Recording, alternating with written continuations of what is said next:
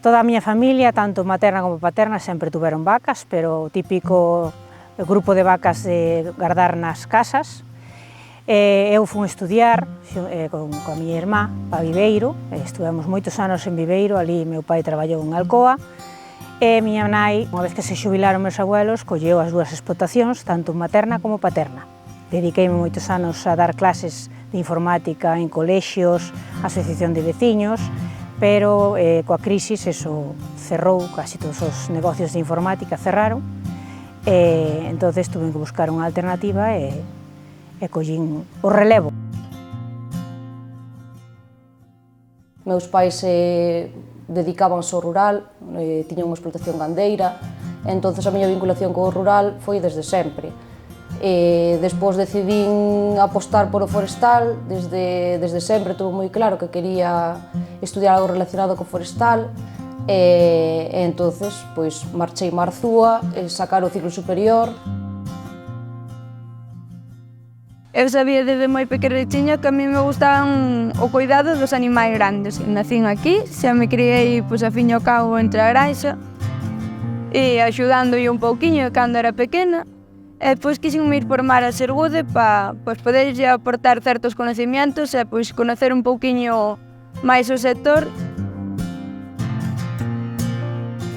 Eu tuve unha tienda de roupa de nenos en Vegadeo 30 anos e nunca jamás pensei dedicarme ao chocolate.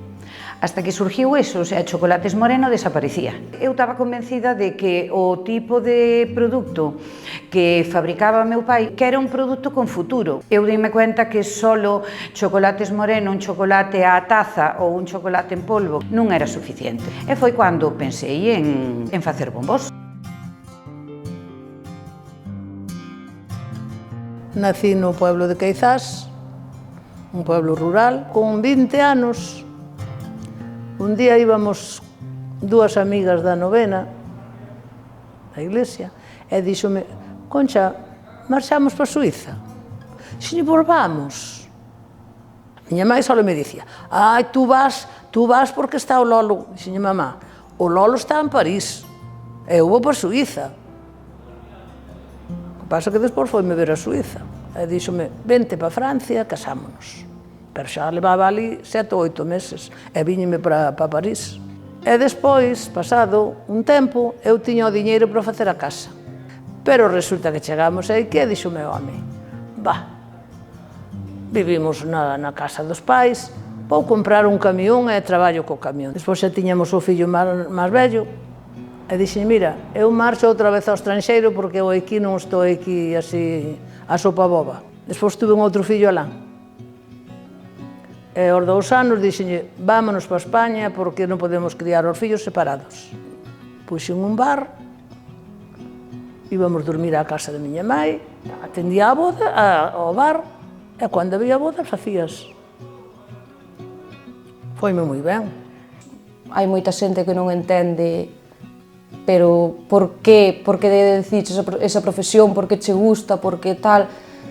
Pois non sei, cando acaba a túa xornada e vistes o que fixestes, valoras moito o equipo, porque ao final as brigadas somos un equipo. É un traballo como outro calquera, terlle que dedicar moitas horas para que intente ir o mellor posible, pero ao mesmo tempo dache tempo a facer vida social como en calquera outro traballo.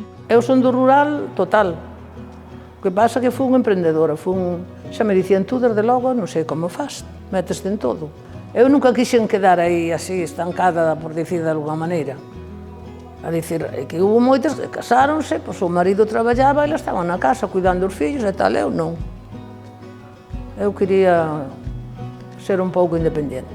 É un proxecto de mulleres, e somos todas mulleres rurales e contentísimas.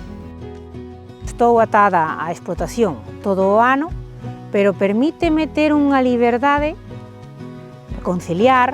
Non cambio nin por outro traballo, a mellor pagado, pero que teñas un superior ou que teñas un horario fixo. Eu, pola miña filla, non cambiaría. Dixo que o día de mañá que quería ser como a mamá, que quería ter vacas. No caso de incendios, os teus turnos de traballo podense alongar hasta 12 horas, pero, bueno, tamén tes sabes con antelación de que vas traballar esta semana, de que non vas traballar esta semana. Mira, a ventaxa de estar nun pueblo é que eu teño unha fábrica nunha calle peatonal.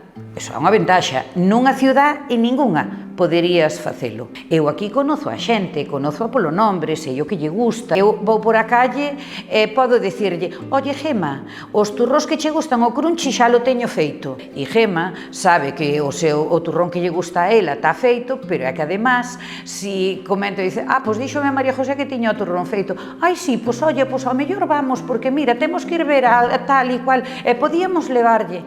A ver, ese boca a boca, home, nas ciudades tamén funcionará, non sei, desde logo nos pueblos de maravilla, na zona rural é fantástico. De vivir no rural, ahora mismo tampouco non cambiaría por vivir nunha cidade. Tranquilidade, casi poucos ruidos, único a natureza. Eu estou feliz aquí. Ti salir fora, estar no teu. Nunha ciudad pensas a ver moitos coches, moita xente. As aldeas son un lugar de paz. Para min o ruído que pode haber dun lado a outro é moi diferente. E se estás acostumbrado a vivir nunha casa, meterte nun piso, pois é complicado. O que se viu no confinamento, non? Que tiñas outra liberdade, que nós ao final non soubemos nada do que falaban os medios de comunicación, de que estaban encerrados e que tal. O día a día é así tamén, non? Hoxe chove, pero tes outras alternativas, non é só estar encerrada ali entre 4 paredes. Fundei a asociación, creo que foi no 2007. E son presidenta desde entonces, que agora xa lle digo: rapazas, pondevos as pilas, porque eu cualquier día jubílome. E con Femuro, que son as que nos levan todo, son moi boas rapazas e enseñanos moito. Femuro é unha asociación que agrupa todos os grupos daqui da provincia de Ourense. Temos un grupo de panderetas, temos gimnasia, xa tivemos un curso tamén de pintura. Os domingos xuntámonos unhas cuantas e vimos para aquí xogar as cartas. A día de hoxe, en calquer traballo, é certo que hai algúns máis complicados que outros, pero creo que as mulleres damos aportado o mismo. É certo, pois, no rural, eu pola miña parte de ser, pois, ao mellor, é un nivel de forza ou así, necesito, pois, a axuda máis dun home neste caso, pero despois calquer outro traballo é que damos igual que a eles. Houbo campañas de que era a única muller que había na nosa base, no noso punto de encontro. Nunca me sentín diferente. Ao mellor sí que cando vas a un incendio, cando eres xoven, muller, e preguntan: quen é o xefe? Pois entonces aí sí que notas, sobre todo da xente da pé, non dos propios compañeros de traballo. E hoxe en día, con o teletraballo, con internet, Bueno, a min o que me sobran son anos. Si de min se fixeran 2, madre mía de mi vida, digo cheo a ti que había a ver nos pueblos moitísimos máis proxectos, moitas máis ideas de negocio que eu creo que se están desaproveitando.